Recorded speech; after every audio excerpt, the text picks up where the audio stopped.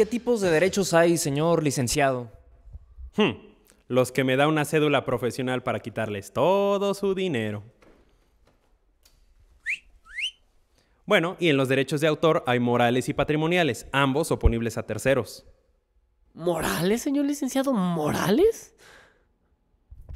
Claro, los derechos morales inherentes a la persona es la manera en la que una autoría se plasma en un trabajo artístico. La ley exige que cualquier hijo de vecino o institución reconozcan que tú o él, más bien tú porque para que haya arte tiene que haber talento, reconozcan que tú eres el único propietario y que el trabajo es tuyo y solo tuyo. De antemano les digo, los derechos morales es ilegal cederlos, toda vez que son inalienables, intransferibles, imprescriptibles e inembargables, no hay manera en la que una persona pueda renunciar a ellos. Se los pongo de esta manera. Imaginemos que ustedes construyen una escultura de 21 pies de altura y es la máxima obra del siglo XXI. Vienen conmigo y dicen, quiero renunciar a mis derechos morales. Me firman un contrato de cesión de derechos de autoría, lo protocolizan ante notario, viene Jesucristo Redentor y lo avala. Aún así ese contrato es nulo. El día que ustedes quieran, mientras sigan respirando aire en este mundo, pueden ir ante la autoridad administrativa y solicitar su cancelación, lo cual va a suceder y ustedes van a recuperar los ya imperdibles derechos de autor. ¡Tadán! Hay personas en el medio que equivocadísimamente piensan que, por ejemplo, en la industria de la música, los intérpretes o los cantautores renuncian a su derecho de reclamar una canción como propia. No.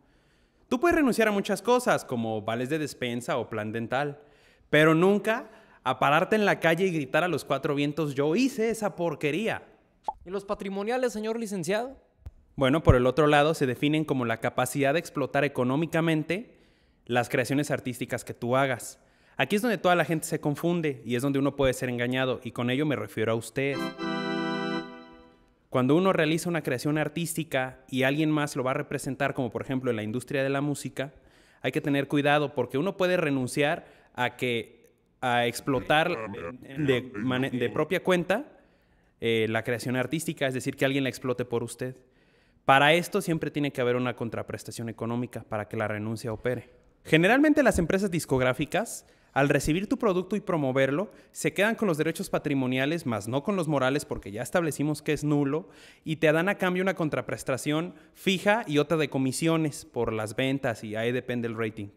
Por otro lado, los contratos de cesión de derechos y de representación deberían de establecer, generalmente sucede, que lo que está cediendo son los derechos patrimoniales, más no los morales. En caso de que eso sucediera, de que esto último sucediera, el contrato sería nulo de pleno derecho y eso cuesta muy caro en juicio. Señor licenciado, entonces, ¿qué pasa si yo, por ejemplo, quiero registrar una marca? No, espérame. Para hablar de marcas, patentes, modelos de utilidad y otras figuras, ya estamos hablando de la propiedad industrial, es un tema distinto. Esta materia, que es parte de la rama administrativa, es la institución que permite que ante el Estado registres creaciones comerciales y científicas. En esencia, los derechos de autor y la propiedad industrial son ramas hermanas, pero cada una tiene su propia legislación, sus propias instancias y sus propias reglas. Y la verdad es que para ahorita sería muy complejo hablar de ellas. Además, yo cobro por hora, así que siguiente pregunta.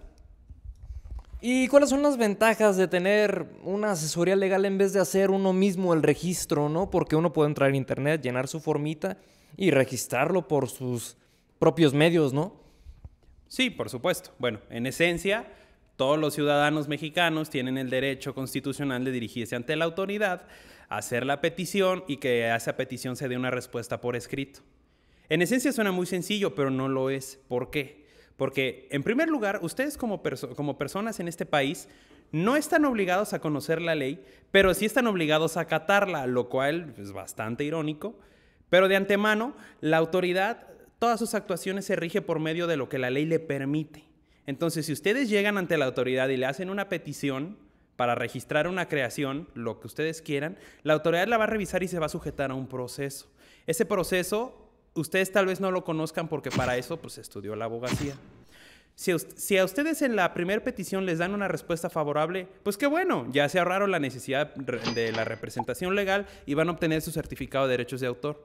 Pero en caso contrario, la autoridad les va a pedir requerimientos, pueden ser de forma o de fondo. Esos requerimientos tienen que ser sustentados en base a la misma legislación que le permite a la autoridad trabajar, la Ley Federal de Derechos de Autor. Por lo tanto, si a ustedes les llega un requerimiento de algún tipo, tal vez no conozcan qué es lo que se tenga que hacer. Además, para estos trámites se tienen que pagar una serie de derechos. Si ustedes realizan el trámite, pagan los derechos, se les da una contestación negativa y no le dan seguimiento por el medio adecuado en los días en los que se les concede, pierden el derecho a pedirlo y tendrían que volverlo a iniciar, lo cual de antemano implica que, por un lado, ya dieron el gasto en balde y por el otro lado, el tiempo que se va a tomar la autoridad en resolver es tiempo que ustedes ya perdieron. Olvidemos de que yo me promueva o no. Cualquier asesor legal les va a decir lo mismo. Hay que tener en cuenta que zapatero a tus zapatos y uno no solo conoce las instancias, los recursos y la legislación aplicable, sino que además la experiencia en el área, los años de experiencia te permiten saber por qué lados uno puede, digamos que flanquear o evitar ciertos requerimientos y para obtener una respuesta favorable, si no es en el primer intento, en el último, pero de antemano sabiendo que ustedes lo único que tienen que hacer es otorgar a su servidor o a quien los represente un poder y uno se va a encargar ya sin molestarlos de utilizar todos los medios legales disponibles, desde el juicio administrativo hasta el amparo, para obtener la respuesta favorable que les va a beneficiar a ustedes. Yo personalmente recomiendo que si van a solicitar un certificado de derechos de autor, se asesoren para que estén de acuerdo, para que sepan de antemano a qué es lo que se someten, las probabilidades de éxito, porque en nuestro derecho todo es probabilidades, y por el otro lado, que no tengan que discutir ante la autoridad porque a veces no saben lo difícil que es dirigirse ante la persona que está del lado del escritorio. Lo digo por experiencia.